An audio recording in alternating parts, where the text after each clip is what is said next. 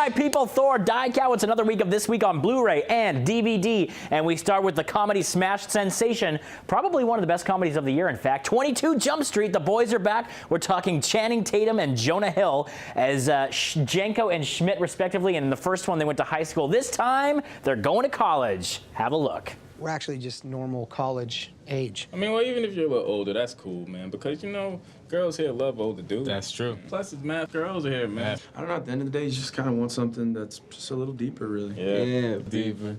Jinx bought me a Coke.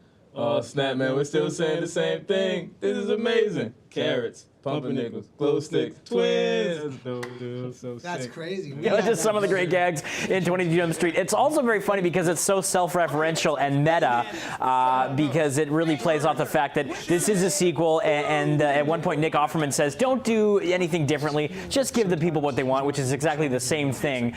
It does that a little bit, but it also has some interesting new directions that the characters take. Basically, Channing Tatum, he goes deep undercover, but has a kindred spirit on the local football team played by Wyatt Russell, Kurt Russell and Goldie Hawn's son. And then Jonah Hill sort of gets into the art scene in the college there, and Ice Cube is back. He's actually way funnier in this movie. Peter Stormare does a great job as one of the villains.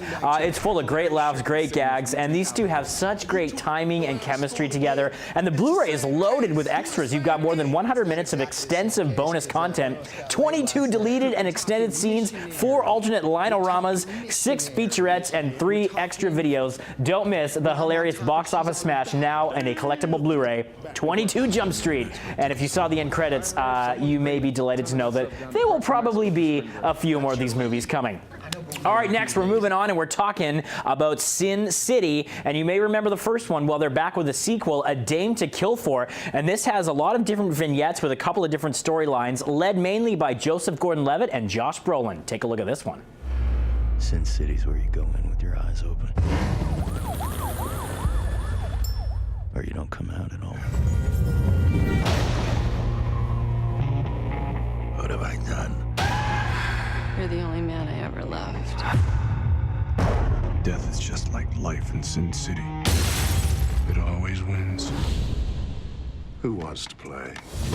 Yeah, there you go. Powers Booth is just terrifying in this movie. He doesn't quite have the panache of the first one, and it's a lot of style over substance. That being said, though, it's got a hell of a lot of style. Mesmerizing to look at. The production design and the look of the film is quite tantalizing, I have to say. And there were some good performances here, especially from a scene-stealing Ava Green. I love her. Josh Brolin's fantastic in it. And Joseph Gordon-Levitt has a wonderful storyline here. Jessica Alba's back to reprise her role. So if you enjoyed the original Sin City and what Frank Miller brought to that genre of movies and graphic novels, I think you are going to enjoy this one because it's very much in the same vein. Doesn't quite have that sort of gut-punching, sort of power of the first one with the impact, but still a lot to love about this one, and it's very, very stylish. So check out Sin City, A Dame to Kill For, now on Blu-ray and DVD. All right, things are getting catastrophic for one town in our next Blu-ray and DVD release, Into the Storm, and this is for all you storm chasers out there. Kind of takes the found footage appeal and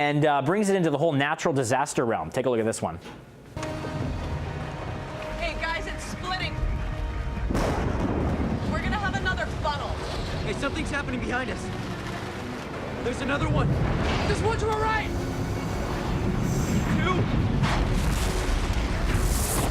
2. There's 3. 4. They're everywhere. There you go.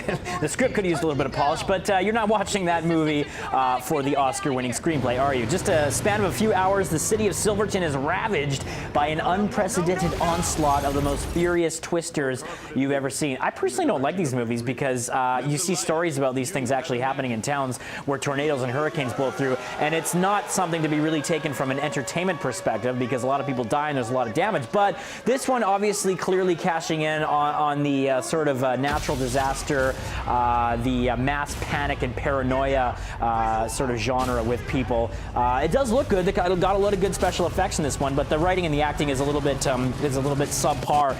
Richard Armitage from the Hobbit movies is actually in this one as well, but you got a lot of crazy stunts and computer-generated imagery and a lot of storms going on, and it really takes a look at these kind of events from the storm-chasing perspective as this team tries to get that once-in-a-lifetime shot. A couple of good good extras on the Blu-ray, and that one will be right up your alley. Into the Storm. Get it now. All right, next, Chloe Grace Moretz stars in a drama based on a best-selling young adult novel, and this is called If I Stay. And she stars as a young girl who basically thinks that the biggest choice she has to face in her life is whether to pursue her musical dreams. But a drive with her family one day changes everything in an instant, and her life hangs in the balance because she's caught between life and death for one day, and she has one decision left, basically, which will not only decide her future, but her ultimate fate. It's kind of an interesting movie that looks at the afterlife, or that in-between life, as she struggles to kind of leave her body and re-examine her life. So If I Stay was actually shot in the Vancouver area as well. So an interesting film based on the best-selling book by Gail Forman. And I really like Chloe Grace Moretz. I think she's a wonderful young talent and has a great career ahead of her. This one is a little bit melodramatic and sentimental, but you've got some good acting here, led confidently by her, and an interesting storyline at its core. All right, we're leaving you with a very special Blu-ray release. 3 titles to tell you about from Disney, and this is all about Studio Ghibli from acclaimed director Miyazaki. Get a load of this. The Wind Rises, Kiki's Delivery Service, and Princess Mononoke, all out on Blu-ray. We'll start with The Wind Rises because this was a more recent edition, and this is Miyazaki's final film, and it's very dramatic. It's about a famous aeronautical designer, and he's nearsighted and unable to pilot. He becomes one of the most accomplished airplane designers, and he experiences key historical events. It's an epic tale of love,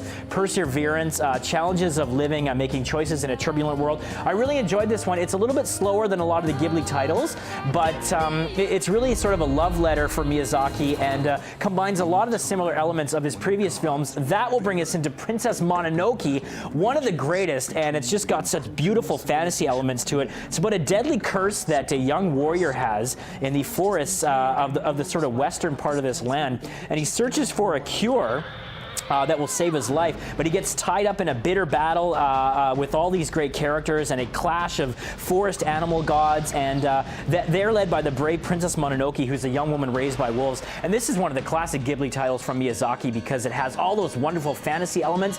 And then there's Kiki's Delivery Service, which I absolutely love, about a young girl who has to follow the family tradition of being a full-fledged witch, and she ventures out with her black cat to find an adventure. She has to basically go and find a far-off city where she can set up as the resident witch there, and basically have this experience about what it is to become a young woman and blossom into a woman and find her place in the world. And that was a key recurring theme with Miyazaki's films.